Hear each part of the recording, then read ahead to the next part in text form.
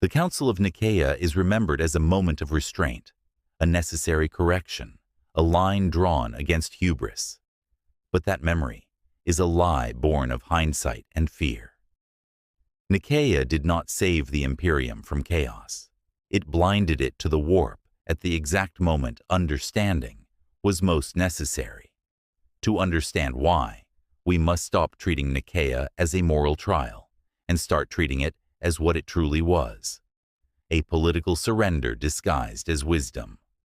The Imperium did not ban sorcery because it understood the danger. It banned sorcery because it did not understand it and feared what it could not control. This is the quiet catastrophe at the heart of Nikaea. Before Nikaea, the Imperium was already entangled with the warp. Astropaths screamed across the void. Navigators gazed into madness to guide fleets. Primarchs themselves were warp-wrought beings, engineered through means the Emperor never fully disclosed. The Librarius project did not introduce psychic power into the Imperium. It attempted to civilize it, to regulate it, to place discipline, doctrine, and responsibility around a force that already permeated imperial expansion. This is critical, because Nikaea was not a choice between purity and corruption. It was a choice between guided knowledge and enforced ignorance. The Emperor understood the warp better than any being alive. He knew its predatory nature. He knew the danger of untrained psychers.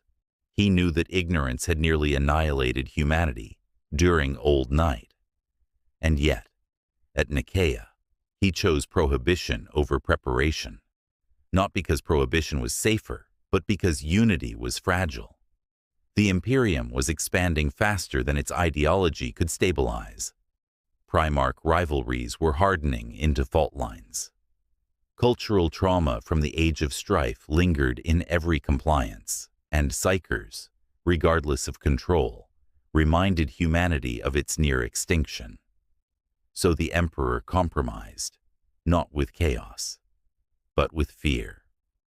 The trial of Magnus is often framed as the center of Nikaea. This is another distortion. Magnus was not judged because he was uniquely dangerous. He was judged because he refused to apologize for knowing more than others.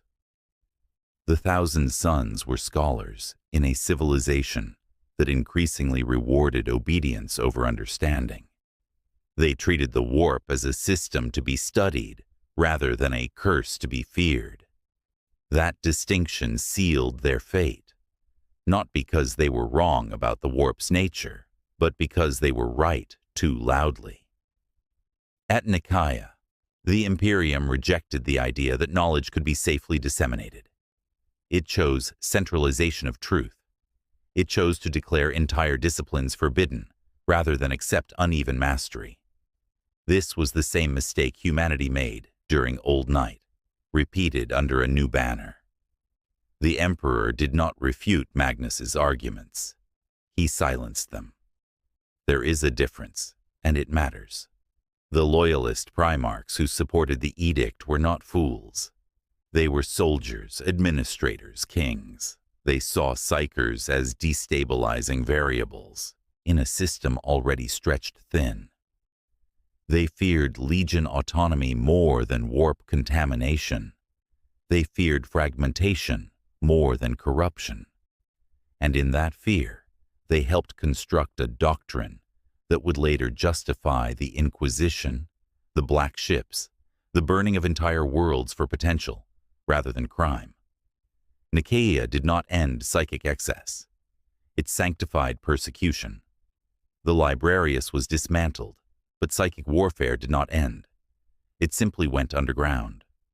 Chaplains replaced librarians as moral enforcers without understanding the forces they condemned. Warp phenomena became signs of heresy rather than symptoms to be analyzed. This distinction is vital because once you stop analyzing a threat, you stop adapting to it. Chaos does not require worship to spread. It requires stagnation. The tragedy of Nikaea is not that Magnus disobeyed, it is that obedience made disobedience inevitable. By outlawing sanctioned study, the Imperium ensured that any future psychic development would occur without oversight, without doctrine, without shared standards. The very excesses Nikaea sought to prevent were guaranteed by its outcome. Consider the irony. The Emperor sought to shield humanity from chaos by suppressing warp knowledge. Yet after Nikaea, the Imperium relied more heavily than ever on psychers, who were never allowed to understand what they channeled. Astropaths were ritualistically blinded and indoctrinated rather than educated. Navigators were treated as mutant nobility rather than specialists. Psychic power became a sacred mystery instead of a dangerous science. This is not containment. This is mystification. And mystification is chaos's most fertile soil. By the time the heresy erupted, the Imperium faced warp-based warfare without a coherent philosophy to counter it. Loyalist legions encountered sorcery as something alien, forbidden, unspeakable. They lacked the conceptual tools to recognize subtle corruption. They could only react with violence or denial. This is why chaos spread so efficiently during the heresy. Not because it was stronger, but because the Imperium had deliberately crippled its own understanding. Magnus's great crime is often framed as arrogance, but arrogance presumes ignorance of consequence. Magnus believed he could control the warp because he had studied it longer and deeper than any other Primarch, save the Emperor. And crucially, the Emperor never truly disproved him. The Emperor warned him without educating him, punished him without refuting him. This is not instruction. This is authoritarian silence, and silence breeds disaster. Now pause here. This is the moment in the video where I want you to engage, not by liking or subscribing, but by thinking. If you believe the Edict of Nikaea was necessary, ask yourself this one question.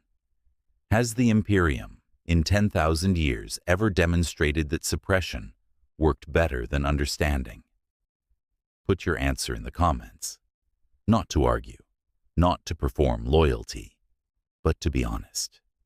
Because everything that follows depends on this answer. After Nikaea, the Imperium entered a doctrinal trap. It declared the warp forbidden knowledge while depending on it for survival. This contradiction metastasized into religious dogma. The Ecclesiarchy would later inherit this fear and weaponize it. The Inquisition would institutionalize it.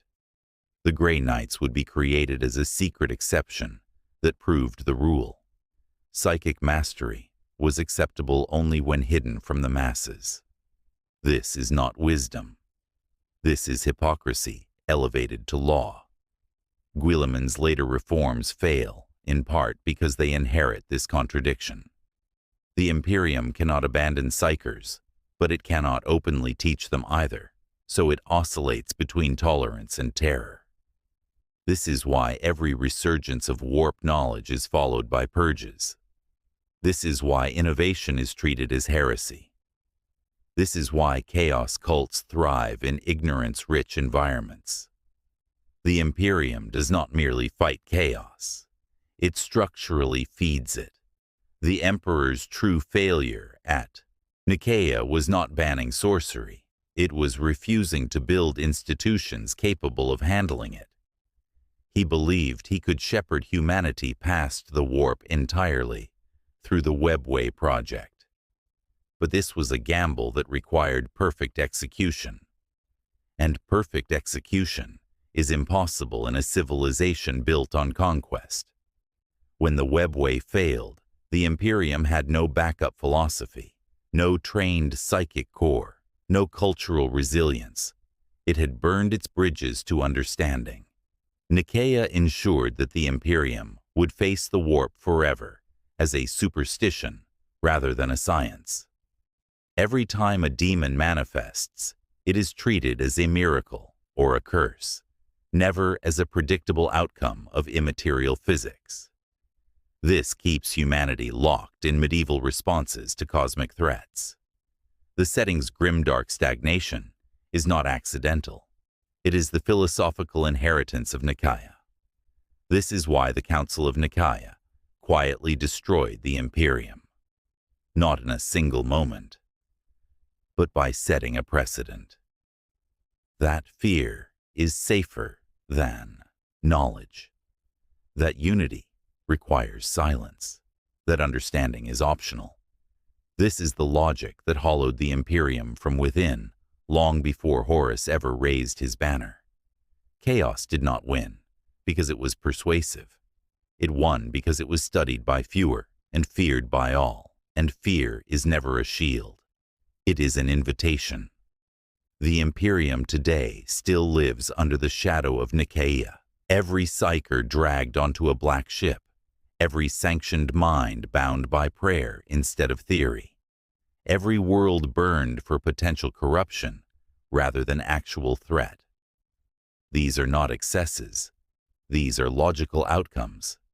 Nikaea did not save humanity from damnation. It ensured humanity would never understand the forces damning it. And in Warhammer 40,000, ignorance is not innocence. It is surrender. If there is a lesson here, it is not that Magnus was right or wrong. It is that civilizations that outlaw understanding in the name of safety eventually lose both.